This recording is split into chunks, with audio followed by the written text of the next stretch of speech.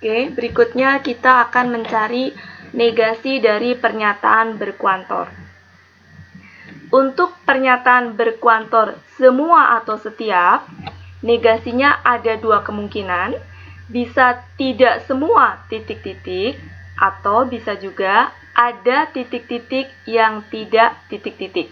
Oke, mohon diperhatikan ya, diamati baik-baik. Kemudian untuk pernyataan berkuantor ada atau beberapa, negasinya bisa ada dua kemungkinan, tidak ada titik-titik, atau bisa juga semua titik-titik, tidak titik-titik. Oke, mohon disimak baik-baik, diperhatikan karena berikutnya kita akan latihan. Oke, ini adalah contoh negasi dari pernyataan berkuantor.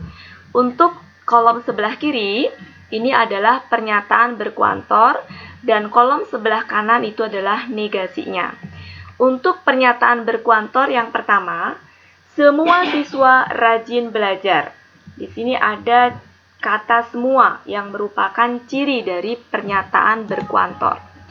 Negasinya ada dua kemungkinan, bisa tidak semua siswa rajin belajar, bisa juga ada siswa yang tidak rajin belajar.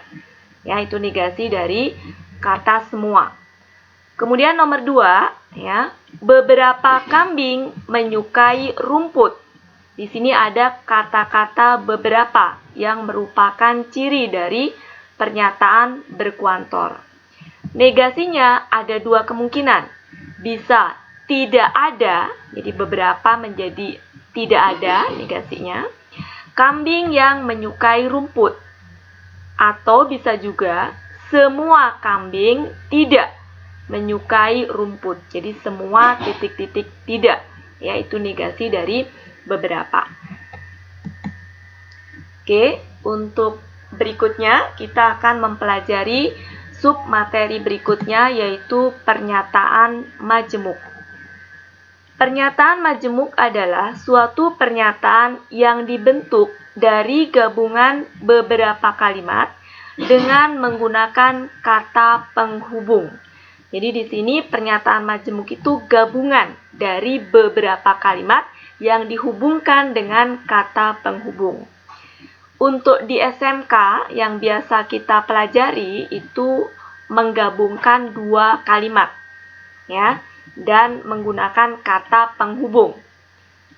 Pernyataan majemuk itu terdiri dari disjungsi, konjungsi, implikasi, dan biimplikasi. Oke, kita pelajari dulu di sini maksudnya apa, disjungsi, konjungsi, implikasi, dan biimplikasi. Disjungsi adalah pernyataan majemuk yang terhubung dengan kata hubung atau. Jadi untuk disjungsi itu penghubungnya adalah kata atau.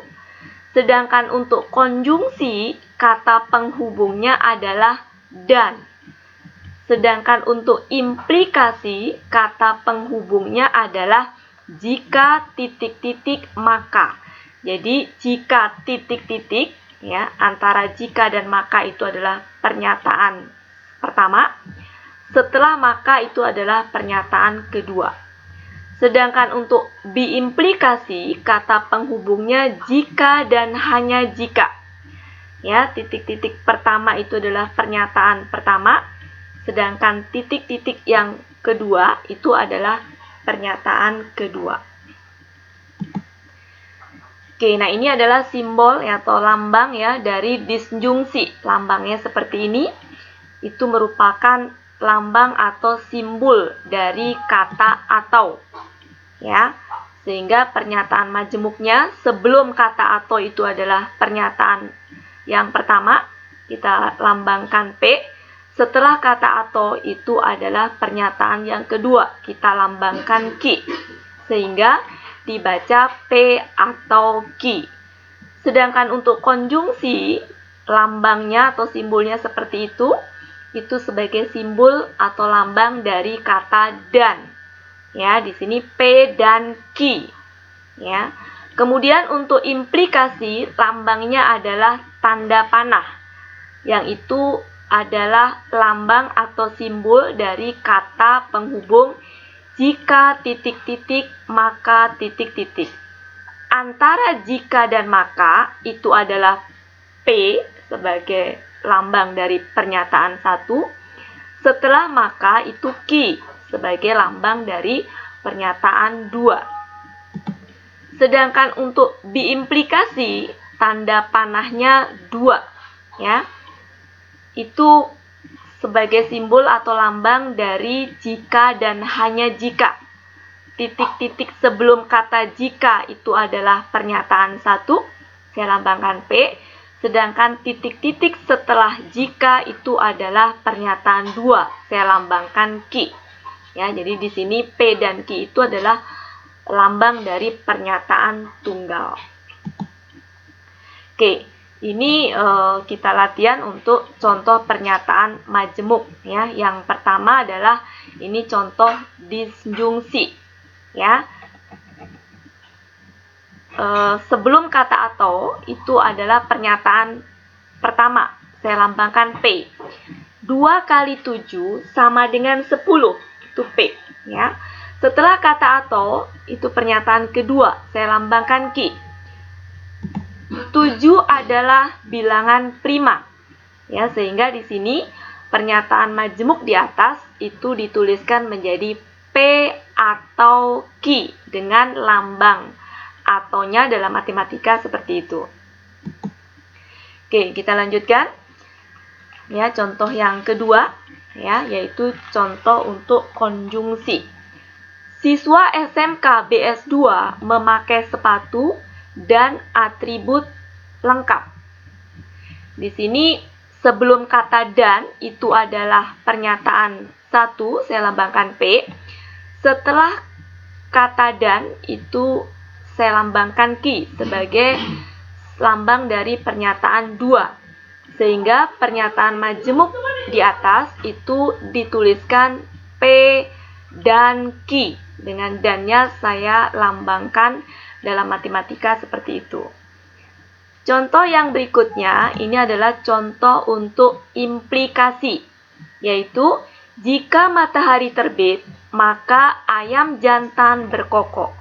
Perhatikan baik-baik di antara kata jika maka, yaitu ada kata matahari terbit, itu saya lambangkan P sebagai pernyataan 1, dan setelah kata maka itu saya lambangkan Ki sebagai pernyataan 2. Ya, sehingga pernyataan majemuk di atas dituliskan jika P maka Ki, ya, itu membacanya seperti itu.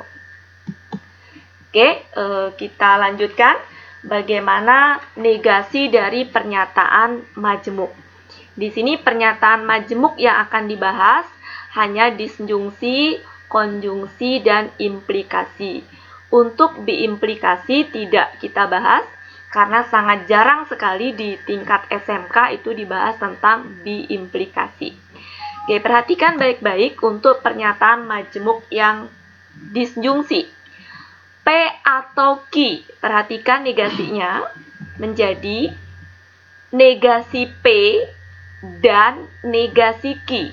Ya, jadi P-nya berubah menjadi negasi P, atau-nya berubah menjadi dan, Ki-nya berubah menjadi negasi Ki. Ini adalah negasinya untuk disjungsi. Yang kedua, P dan Ki.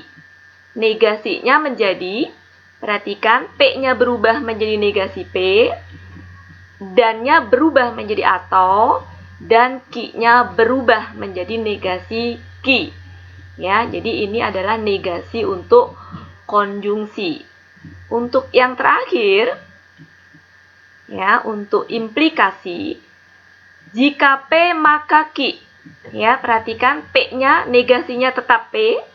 Sedangkan jika maka, ya, tanda panah tadi berubah menjadi dan kemudian negasi Ki-nya. Ya, jadi di sini jika P maka Ki, negasinya menjadi P dan negasi Ki. Ya. Oke, kita akan latihan contoh dari negasi pernyataan.